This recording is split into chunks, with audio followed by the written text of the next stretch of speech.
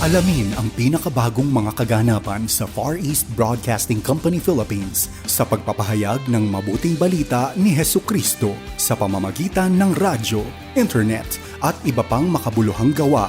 Narito si Dan Andrew Cura para sa The President's Report. Sa linggong ito, ang mga Kristiyano sa buong mundo ay magdiriwang ng Holy Week o tinatawag nating Semana Santa.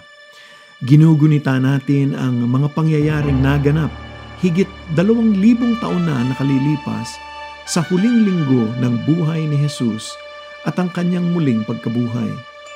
May mga tradisyong nagsasagawa ng pag-aayuno, magdamag na panalangin, pagtatanghal ng pasyon ni Hesukristo at marami pang iba. Ngunit ang punto ng lahat ng ito ay upang maunawaan natin kung paano ibinigay ng Diyos ang kanyang bugtong na anak na si Hesukristo, ang tanging karapat-dapat na sakripisyo upang iligtas ang sangkatauhan mula sa kasalanan. Maganda ang pagkakabuod nito sa Efeso Kabanatang 2, talatang 1 at 5 at 9. Nung una, itinuring kayong mga patay ng Diyos dahil sa mga pagsuway ninyo at mga kasalanan. Namuhay kayo gaya ng mga taong makamundo.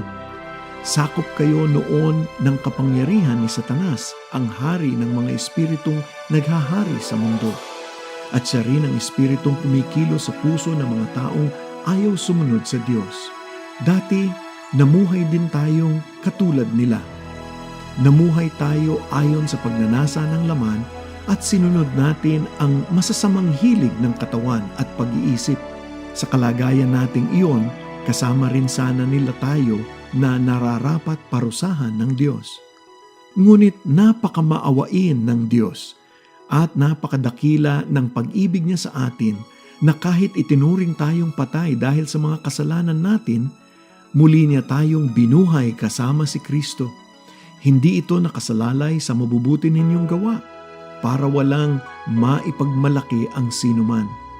Alam nating lahat kung bakit mahalaga itong linggong ito para sa ating pananampalataya, ngunit huwag nating kalimutan na hindi lamang para sa mga Kristiyano inalay ng Panginoon ang kanyang buhay, kung hindi para sa lahat ng makasalanan.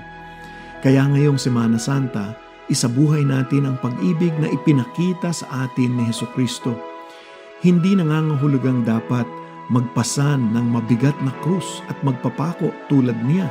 Hindi rin ito nangangahulugan na ipagkait natin ang ating sarili sa mga bagay tulad ng pagkain at pahinga.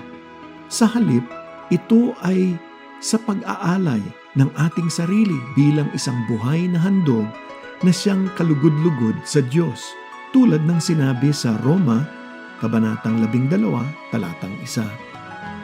Ang pag-iingat sa pangangatawan, isip at espiritu ay naghahanda sa atin sa pagsamba sa Diyos at paglilingkod sa ating kapwa.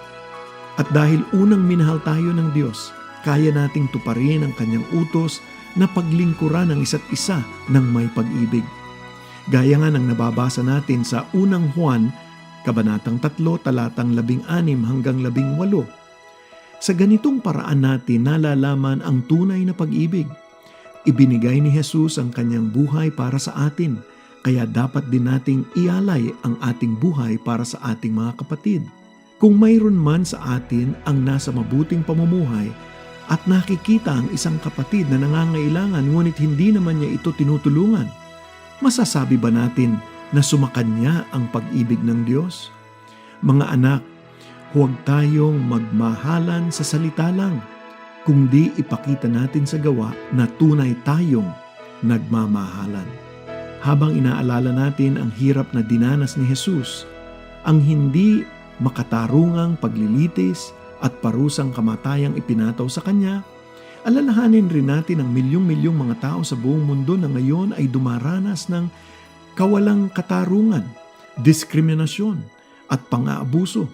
Ipanalangin din natin ang mga bansang dumaranas ngayon ng digmaan, pagbagsak ng ekonomiya, pandemya at iba pang mga krisis. Panghawakan natin ang sinabi sa Awit 140, talatang 12.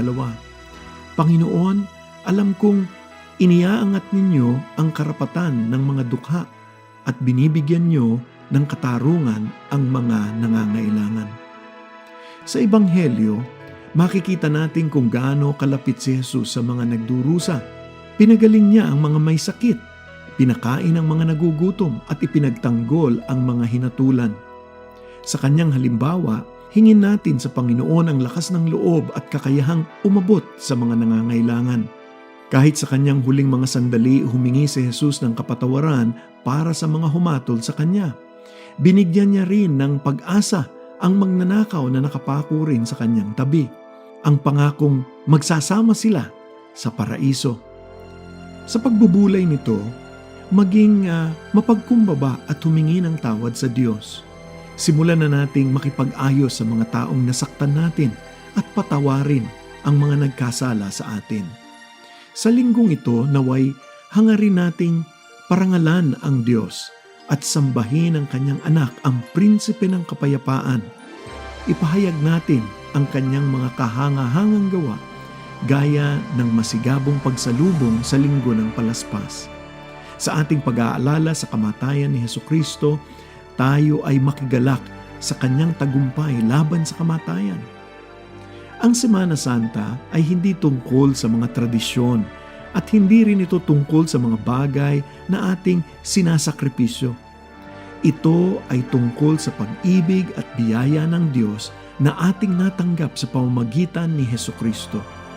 Dahil dito, mayroon tayong pag-asa sa buhay na ito at sa buhay na walang hanggan, kapiling ang ating Panginoon. Balang araw kung ano ang sinimulan ng Diyos ay mailalahad ang lahat. Hanggang sa dumating ang araw na iyon, buong tiwala nating ihahayag ang tagumpay gaya ng huling salita ng ating Panginoon sa krus, naganap na. Sa ngalan po ng buong pamumuno at staff ng FEBC o Far East Broadcasting Company Philippines, ako po ang inyong kaibigan si Dan Andrew.